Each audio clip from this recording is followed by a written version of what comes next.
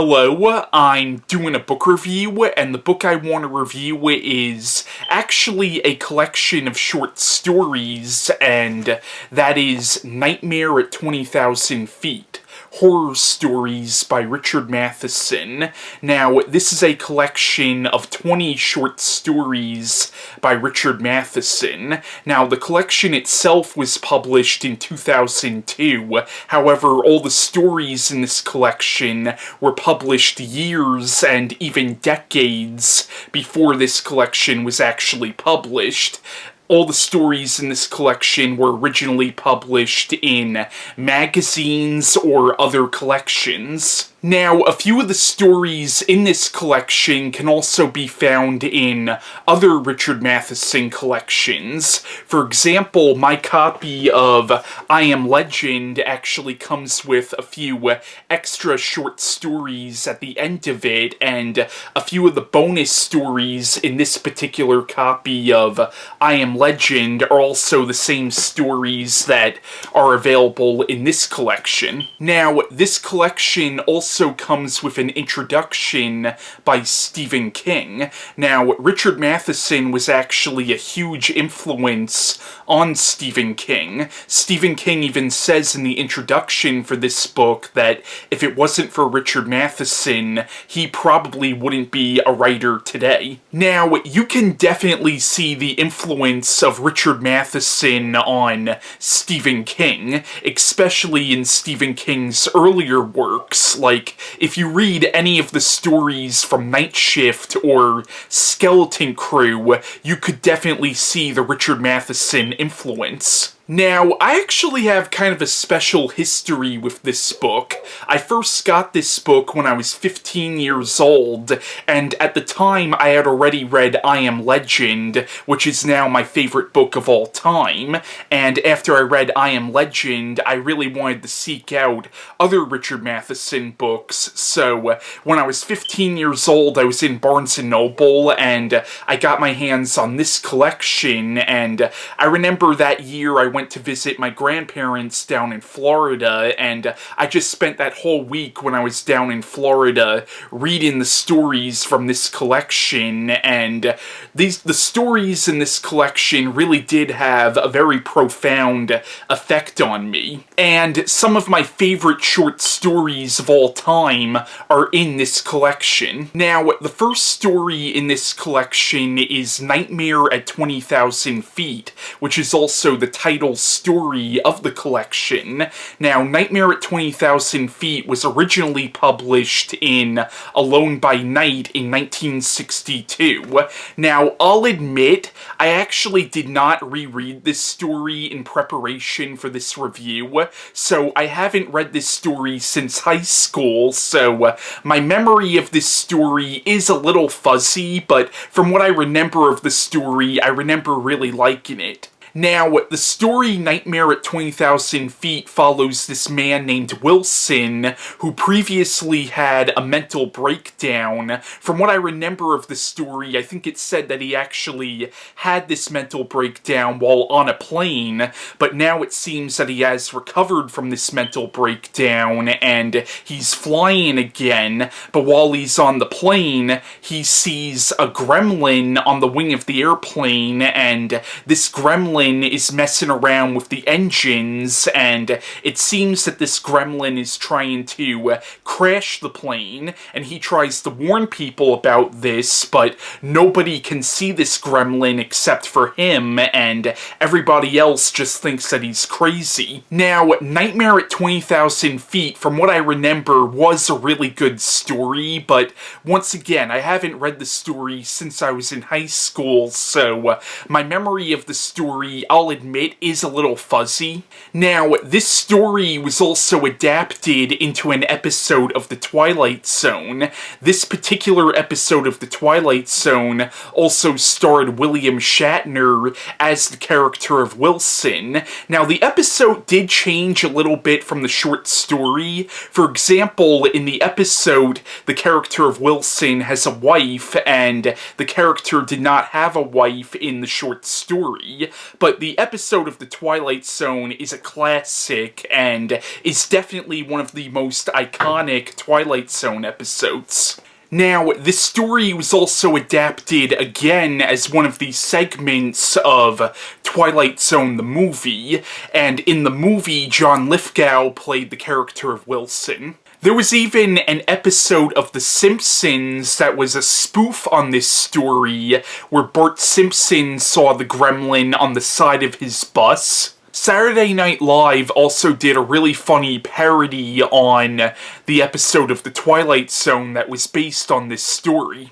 The next story in the book is Dress of White Silk, and this was originally published in Fantasy and Science Fiction in 1951. Now, this story is told from the point of view of a little girl, and basically this little girl, it appears that her mother died years before the events of this story, so she's living with her grandmother now, and her grandmother constantly tells her not to go into her mother's room, but one day she goes into her mother's room with a play date of hers, and let's just say that something really, really bad happens, which might be supernatural in nature, and that's really all I want to say about this particular story. Now, Dress of White Silk is interesting because it's all written from the point of view of this little girl, so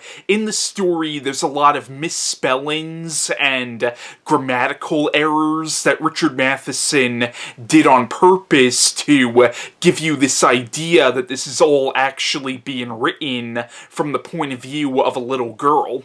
And the writing style in this story definitely adds to the ambiguous nature of the story. Now, this story is also available in my copy of I Am Legend, which comes with the extra short stories at the end of it.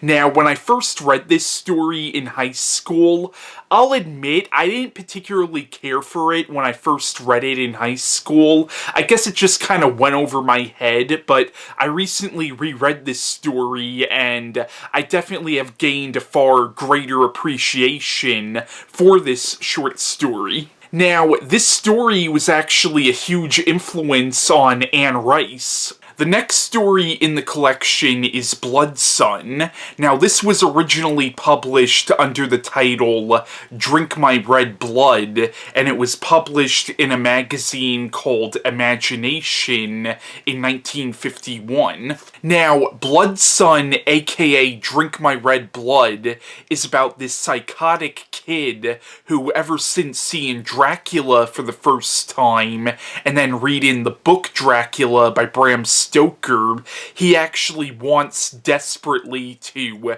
become a vampire, and he actually starts to convince himself that he is the son of Dracula, and eventually in the story, he sees this bat at a zoo, and he becomes convinced that this bat is actually Dracula himself. But Blood Sun is an excellent story, and it's one of those stories that I recommend that if you get this collection, that's one of the stories I recommend you start with.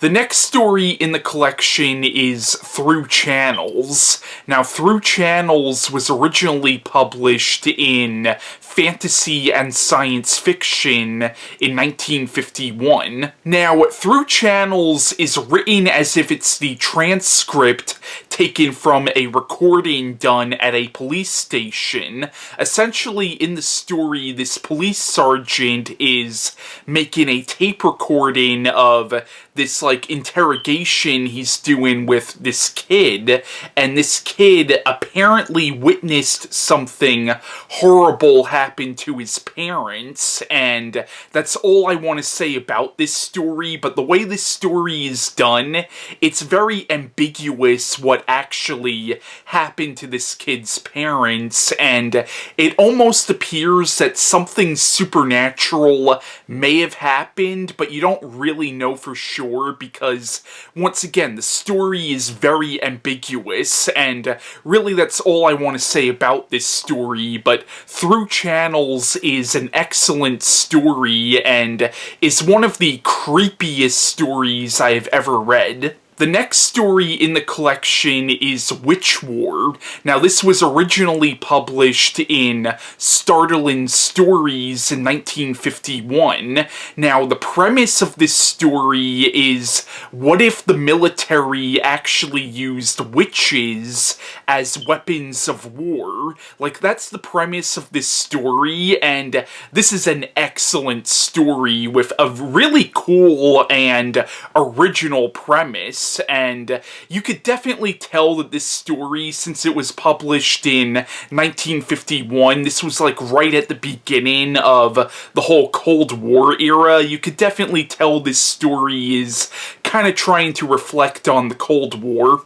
The next story in the collection is titled Madhouse, and this was originally published in Fantastic in 1953. Now, this one is about this college professor who always wanted to be a writer, but he was never able to find the time to write anything, and essentially over the years he has just become a very bitter and miserable human being, and because of this, like, he treats his wife like shit, he treats his students like shit, and essentially the whole idea of the story is that his anger is being channeled into the house that he lives in, and essentially the house is starting to turn on him. Now, Madhouse is probably my favorite story in this whole collection, mainly because in a lot of ways I kind of related to the main character in a way, because I also try writing stuff too, but my biggest problem is whenever I try writing a story, I never finish it, and also I procrastinate all the time with my stories, and, you know, so that's kind of like my biggest fear, is that I'll never get anything published, and I almost feel like the character in this story, Madhouse, like, that it's kind of my biggest fear that I'll become like him. So in a way, I kind of related to him and kind of sympathized with him and understood his anger, minus all the stuff about him treating his wife like shit and actually blaming his wife for his failures. Like, that's where I lose all sympathy for him, but besides that, though, I actually did kind of pity this character. Now, as I said, this story was originally published in the 1950s, so there are certain aspects of this story that, by today's standards, are a little dated. For example, the main character's wife in the story. Essentially, the whole idea is that his anger is being channeled into the house, and the house is starting to turn on him, but the thing that's keeping the house from attacking him is his wife, but his wife is leaving him, which would cause the house to go out of control, and that kind of plays into the stereotypes of women being the homemakers. So I don't think there was anything intentionally sexist in the story, but I could see that by today's standards, I could see how that could be read as a little sexist. Then again, the story was written in the 1950s, so you gotta cut it some slack there. The next story in this collection is titled Disappearing Act, and this was originally published in Fantasy and Science Fiction in 1953. Now, the plot of Disappearing Act is, it's about this struggling author who, to make ends meet, works this job with his wife, and he's kind of unhappy in his marriage, even though he claims to still love his wife, but what happens is he starts cheating on his wife, and eventually the woman that he's cheating on his wife with He tries calling her up at her job, and the people there are like, we have no idea who you're talking about, and essentially in the story, people that this guy knows start fading out of existence, and that's all I want to say about this story. But this story, just the whole idea of it is creepy as all fuck, and it's definitely one of Richard Matheson's creepiest stories, and is definitely one of my favorite stories by him. Now, the Twilight Zone episode, And When the Sky Was Opened, was actually loosely based on this story. However, that episode did change a lot from the short story, but that was always one of my favorite Twilight Zone episodes, and I always found that one to be one of the creepiest Twilight Zone episodes. The next story in the collection is titled Legion of Plotters, and this was originally published in Detective Story magazine in 1953. Now, the premise of this story is it's about this man who thinks that everybody is out to get him. Essentially, he thinks that everybody is plotting to gaslight him, essentially, to drive him crazy, and he now plans a revenge against this legion of plotters, as he sees it. But it's an excellent story, and I highly recommend it. And what's funny is I was actually working on a short story that was very similar to this story before I even read this story, because I actually read this story recently for the first time, and I actually came up with an idea that was very similar to the idea of this story. The next story in this collection is Long Distance Call, which was originally published under the title Sorry, Right Number in Beyond Fantasy Fiction in 1953. Now, this story is about this elderly old woman who keeps getting these phone calls from this mysterious stranger, and she doesn't know where these phone calls are coming from, but it's really starting to freak her out and kind of drive her crazy, and that's all I want to say about this story. But this story was also made into an episode of The Twilight Zone titled Night Call.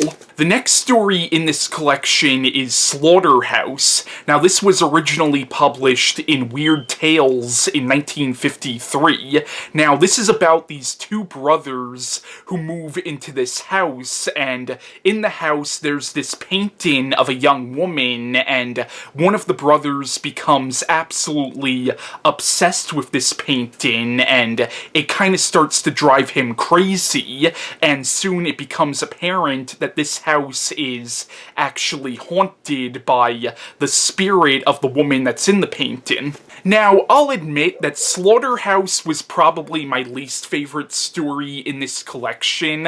I don't know, there was just something about the story that wasn't really grabbing me. I actually found the story to be kind of a slug to get through, and I did like the characterization between the two brothers. It's just, there was something about the story that really wasn't grabbing me, but maybe I will have to give the story another read someday. The next story in the collection is titled Wet Straw, and this was originally published in Weird Tales in 1953. Now, this is about this man whose wife previously died, and what happens is he's living at this boarding house, and essentially every night when he goes to bed, he starts smelling what smells like wet straw. That's all I want to say about the story, but it's a really good ghost story, and I definitely recommend it. The next story in the collection is titled Dance of the Dead, and this was originally published in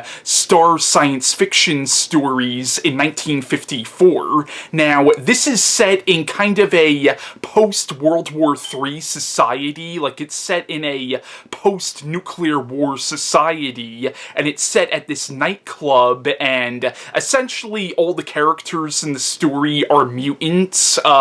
It's a really good story from what I remember, because I will admit, this one, it's been a couple of years since I've read it, but from what I remember really liking it. Now, this story was also adapted into an episode of the anthology series Masters of Horror. The The next story in the collection is The Children of Noah, and this was originally published in Alfred Hitchcock's mystery magazine in 1957. Now, this is about this guy who is driving through this small New England town at like 3 o'clock in the morning, and he gets pulled over by a cop, and the cop arrests him for really no good reason, and that's all I really want to say about this story, but things get really crazy, and this is a really, really good story. And if you read this story, you could definitely see where Stephen King may have taken a lot of inspiration from this story, because I got a real Stephen King vibe from this story, even though the story was written years before Stephen King started writing stories. The next story in the collection is The Holiday Man, and this was originally published in Fantasy and Science Fiction in 1957. Now, this is about this man who really, really hates his job, and when you read the story, you'll realize that there's a reason he hates his job, and if you had this job, you would probably hate this job too, unless you're just an evil person. But The Holiday Man is an excellent story, and I definitely recommend it. The next story in the book is Old Haunts, and this was published in Fantasy and Science Fiction in 1957. Now, this is about this guy who goes back to his college to kind of relive old memories, but what ends up happening is the past and the present start to kind of merge together in a terrifying way. That's all I want to say about the story, but Old Haunts is a really good story, and it's one of the stories that I first read when I first got this collection, and I just remember this story had a real profound effect on me. The next story in the collection is The Distributor. Now, this was originally published in Playboy in 1958. Now, The Distributor is about this man who comes to this small town and essentially causes chaos. Like, he causes people to turn on each other and, like, turn against each other, and it's a really good story, and I would not be surprised if this is where Stephen King may have taken some inspiration for the character of Randall Flagg from The Stand and the Dark Tower books, because the main villain of this story was a very similar character to Randall Flagg, only he wasn't supernatural. The next story in the collection is titled Crickets, and this was originally published in Shock in 1960. Now, Crickets is about this couple who meet this man who actually believes that crickets are sending messages from the dead. It's a really good, really creepy story, and if you get this collection, I definitely recommend giving this story a read. The next story in this book is First Anniversary.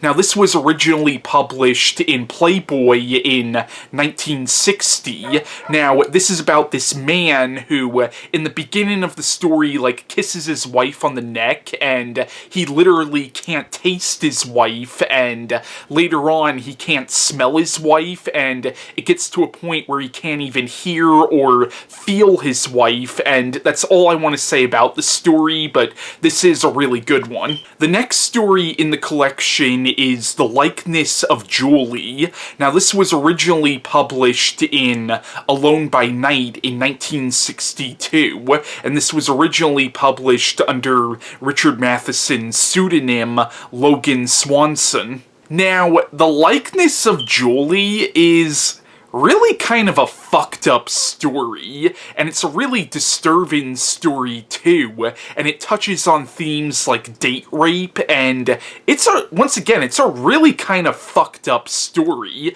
but it is a good story though, but it is definitely disturbing. Now, The Likeness of Julie is about this sleazy college student who sees this girl in his class, and basically he asks this girl out on a date, and pretty much he doesn't really want to date her, he just wants to see her naked, essentially, and while he's out on this date, he drugs her and takes her back to this cabin that he rented, and he undresses her and takes nude photos of her, and he uses these nude photos as blackmail, basically saying, hey, if you go to the police, I'll show everybody these photos, and he's just this sleazy, evil character, but there is kind of a twist at the end, which I don't want to give away, but the likeness of Julie is definitely an interesting story, and this story was also adapted as one of the segments of the anthology film Trilogy of Terror. Now, the final story in the collection is Prey. Now, Prey was originally published in Playboy in 1969. Now, the plot of Prey is it's about this woman named Amelia who gets this wooden Zuni doll for her boyfriend. She gets it from this old store, and the doll has a golden chain on it, and apparently the doll is possessed by an evil spirit, and the gold chain keeps the spirit from bringing the doll to life. But what happens is the chain accidentally falls off, and the doll comes to life and attacks this woman, and essentially the whole plot of the story is this woman is trapped in her apartment while a possessed doll is trying to kill her. But Prey is a really good story, and I definitely recommend giving this story a read if you can get your hands on it. The story is available in this collection, and I'm pretty sure it's available in a few other Richard Matheson collections as well. Like my copy of I Am Legend, which has the extra stories at the end of it, also comes with the story Prey. But once again, Prey is a really good story, and I would definitely rank among one of Richard Matheson's best short stories. Now, like the likeness of Julie, this story was adapted into one of the segments of the anthology film Trilogy of Terror. Stephen King also wrote a story called Battleground, which was published in his collection Night Shift, and I would not be surprised if the story Battleground by Stephen King was in some ways inspired by this story. And this story is apparently one of the things that inspired Child's Play. But yeah, those are my reviews on all the stories in this collection, Nightmare at 20,000 Feet, and if you can get your hands on this collection, I cannot recommend this book higher. The stories in this collection are definitely worth your time. Some might be better than others, but in general, all the stories in this book are definitely worth a read. And if you want to get into Richard Matheson's short stories, then I definitely recommend starting with the stories in this book. And I almost recommend his short stories more than his novels. And I love his novels too. Like he wrote I Am Legend, which is my favorite book of all time, and he also wrote What Dreams May Come, which is on my top 5 list of my top 5 favorite novels of all time. But once again, that's my review on Nightmare at 20,000 Feet, Horror Stories by Richard Matheson, and bye.